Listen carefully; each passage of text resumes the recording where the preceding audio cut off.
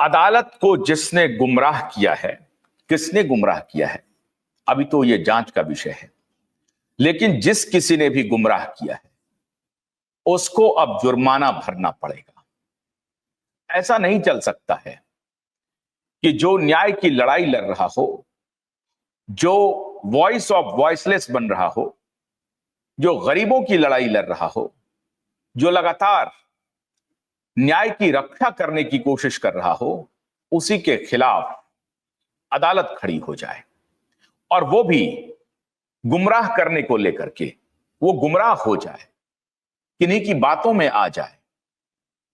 तो ये अगर हुआ है ऐसा तो अब जुर्माना भरना पड़ेगा।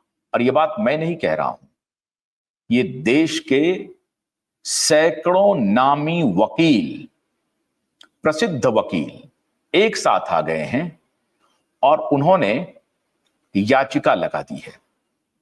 दिशा सुशांत प्रकरण के बाद, दिशा के केस को आगे बढ़ाने के बाद ऐसा लगता है कि न्यायिक शुद्धिकरण भी अवश्यंभावी हो गया है। और इसीलिए जैसे जैसे दिन बीत रहा है वैसे वैसे कानूनी योद्धाओं की जमात बढ़ रही है और अब लगता है कि न्यायिक शुद्धिकरण का दौर चलने वाला है। हमारे साथ नीलेश ओझा हैं, बहुत बहुत स्वागत है नीलेश ओझा जी। नीलेश जी बोलिए। हाँ जी, नमस्कार नीलेश जी। नमस्कार नमस्कार। नीलेश जी, अभी तक तो ये बात चल रही थी कि जिन्होंने कानून की रक्षा करने की बात की उनके साथ अदालत खड़ी होती थी। आज भी अदालत खड़ी है, मेरा मानना है। ऐसा नहीं है कि अदालत कानून के रक्षक के साथ नहीं खड़ी है, कानून के रक्षक के साथ ही खड़ी है, बल्कि कानून के सबसे बड़े रक्षक हैं वो। लेकिन कुछ लोग हैं जो अदालत को गुमराह करने का प्रयत्न कर रहे हैं। वो कौन लोग हैं और अदालत उनकी बातों में कैसे आ जाती है? दिशा का इंपैक्ट इतना हो गया है, दिशा के केस का इंपैक्ट इतना है कि आप ही के खिलाफ कुछ लोगों ने मोर्चा खोलने की कोशिश की। क्या है पूरा मामला, क्या है प्रकरण, और अब किसको जुर्माना भरने की बात हो रही है? आपने जरा बहुत हाई फाई एकदम हिंदी लैंग्वेज ऐसा बड़ा चढ़ा किया, उसको सिंपल कॉमन मैन को समझेगा ऐसी लैंग्वेज में बोलिए। सिंपल सिंपल जो अपने खिलाफ में कंटेम्प्ट का पिटीशन शुरू हुआ है सो मोटो वाला 5 जज का, उसका कल हियरिंग है। उस केस में अभी हमारा एक एप्लीकेशन है, अभी मैंने अभी जस्ट एफिडेविट करके भेजा है फाइलिंग को। उसमें वो सारे प्रूफ्स दिए हैं कि जो 5 जज बेंच को किस तरह गुमराह किया और किस तरह झूठे तथ्य के आधार पर कॉग्निजेंस लेके मुझे नोटिस दिया गया। तो जो भी इंफॉर्मेंट है जिसने ऑनरेबल चीफ जस्टिस को ये झूठी इंफॉर्मेशन दी, उसके खिलाफ में क्रिमिनल प्रोसिक्यूशन किया जाए और मुझको कॉम्पेंसेशन दिया जाए, ऐसा हमने पिटीशन अभी लगाया है। वो मतलब कल उसके ऊपर, कल तो पहला दिन है लेकिन कल से सुनवाई स्टार्ट होगी इस पे। बस तो आपको किसके ऊपर शक है? क्योंकि दिशा के केस को आप लीड कर रहे हैं, आपको किसके ऊपर शक है? कौन गुमराह किया है अदालत को? कौन गलत तथ्य लेकर के दिया है अदालत को? क्योंकि मुझे मालूम है इसके आगे की कहानी, आप थोड़ा सा बताएं। सुनिए, शॉर्ट में बताता हूं। देखिए, दिशा सालियान के केस का मैंने जो इंटरव्यू दिया था कि जो यह है जस्टिस रेवती मोहिते डेरे, इनके ये हमारे केस में डिस्क्वालीफाई है केस सुनने के लिए। वो जो मैंने इंटरव्यू दिया और उसमें मैंने जो 3 आरोप लगाए वो कोर्ट ने अपने ऑर्डर में लिखे। कोर्ट ने क्या लिखा ऑर्डर में कि एक, इनके खिलाफ में हमने प्रोसिक्यूशन फाइल किया है, रीट पिटीशन फाइल किया है, इन्होंने हाईकोर्ट के साथ फोर्जरी की, तो इसके लिए 6900 PIL 2023 एक पॉइंट लिखा। दूसरा पॉइंट लिखा कि इनके खिलाफ जो हमने राष्ट्रपति को दिया था उस पर डीम्ड सैंक्शन आ चुका है। और तीसरा पॉइंट लिखा कि इनकी बहन जो है वो खुद एनसीपी शरद पवार गठ की लीडर है, मतलब जिसने आदित्य ठाकरे के फेवर में स्टेटमेंट दिया, और ये दिशा सालियान के केस में इसको हमने अक्यूज बनाया है। ये ग्राउंड पे जो मैंने स्टेटमेंट दिया और कोर्ट ने ऑर्डर में लिखा। ये सिंपल केस है। अब कोर्ट ने आगे क्या लिखा ऑर्डर में, जो उनको इंफॉर्मेशन दी इंफॉर्मेंट ने, कि नीलेश ओझा ने ये चीजें पहले कोर्ट में कहनी चाहिए थी उस मैडम के पास में, मीडिया में बोलने से पहले। कोई बात नहीं,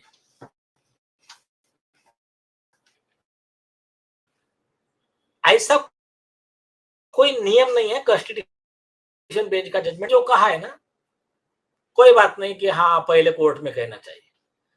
तो जिस इंफॉर्मेंट ने चीफ जस्टिस साहब को ये पेन ड्राइव दिया और ये जो इंफॉर्मेशन दी, उसने कोर्ट से क्या छुपा के रखा कि सेम जस्टिस रेवती मोहिते डेरे के खिलाफ में सिमिलर ने इससे ज्यादा सीरियस ग्राउंड लिखकर रिक्यूजल एप्लीकेशन एफिडेविट पे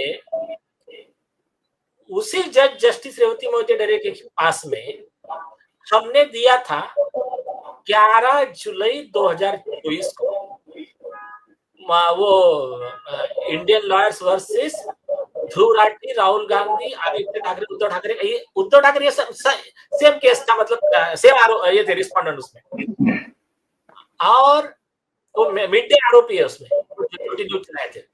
तो उस केस में न्यूज आया था, सारे मेन स्ट्रीम मीडिया में भी छपा था यही ग्राउंड का। तो जिसने इंफॉर्मेशन दिया कोर्ट को, इन्होंने कोर्ट में बोला नहीं है, उसने तो हमारे 1 साल पहले दे चुके थे हम।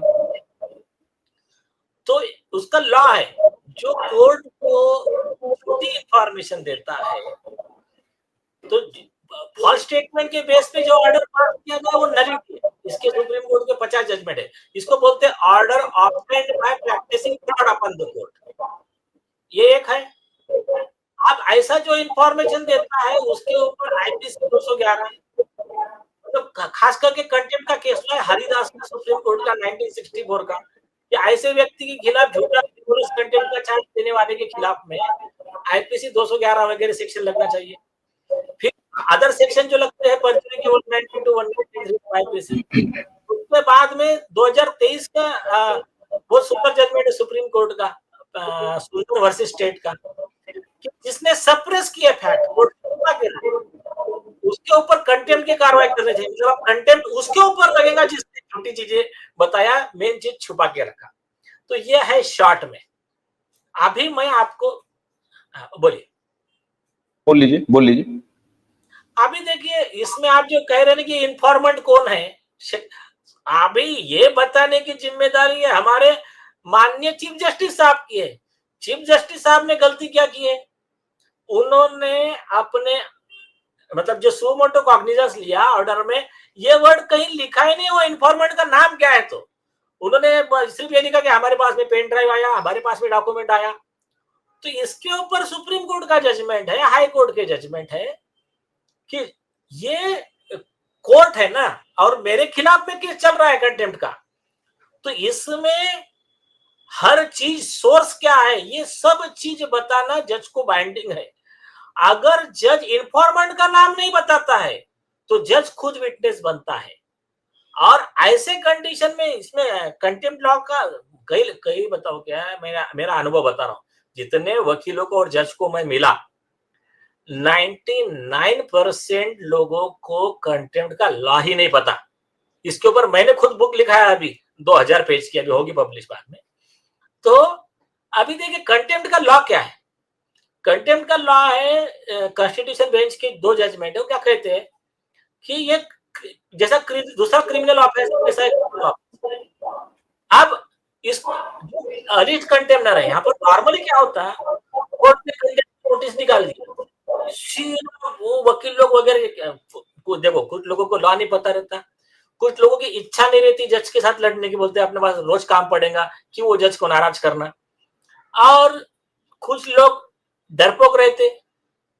तो इस तरह से क्या होता है, नॉर्मली क्या होता है कि वो आदमी का कोई गलती नहीं है तब भी चले जाते हैं, एपोलॉजी, हम माफी मांगते हैं, कंटेम्प्ट ये करो। लेकिन लॉ क्या है मैं बताता हूं। लॉ ऐसा है, अगर नोटिस दिया कोर्ट ने, अभी हमारे केस में तो हमने जो ग्राउंड लिए है ना, टोटल 25 ग्राउंड है, 25 गलतियां हुई है ये कॉग्निजेंस लेने में। अभी हमको जो नोटिस दिया है कोर्ट ने, वो नोटिस इटसेल्फ डिफेक्टिव है, उसमें चार्ज ही मेंशन है। जब मेरे पास जब नोटिस में चार्ज नहीं है तो मुझे आंसर करने के लिए कुछ नहीं है। ये notice is liable to be discharge करके मैंने उस दिन भी बताया था, सुप्रीम कोर्ट का जजमेंट, इसको बाजू में रखिए। अब ट्रायल शुरू हुआ। ट्रायल शुरू हुआ तो इसमें लॉ यह है कि आर्टिकल 20 सबसेक्शन 3 ऑफ कॉन्स्टिट्यूशन, भारतीय संविधान का एक प्रोविजन है जिसका प्रोटेक्शन हर कंटेम्प्ट केस में अवेलेबल है। उस पर जजमेंट है स्पेसिफिक कि अगर कोर्ट ने कुछ बोला कि आपने कंटेम्प्ट किया है तो उस व्यक्ति को जवाब देने की जरूरत नहीं है, उसको मैंडेटरी नहीं है, उसको अधिकार है वो उसका जवाब, उसके गवाह, उसका डिफेंस ये रोक कर रखे, उसको बोलते हैं right to silence till the end of the trial.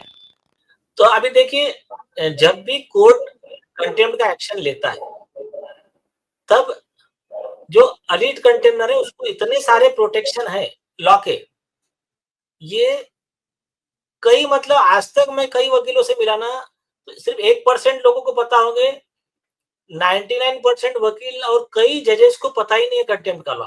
मैं तो उस पर बुक लिखा हूं जो जजेस ने कंटेम्प्ट के आपका साउंड मैं डेविल्स एडवोकेट कर सवाल पूछ रहा हूं आपसे।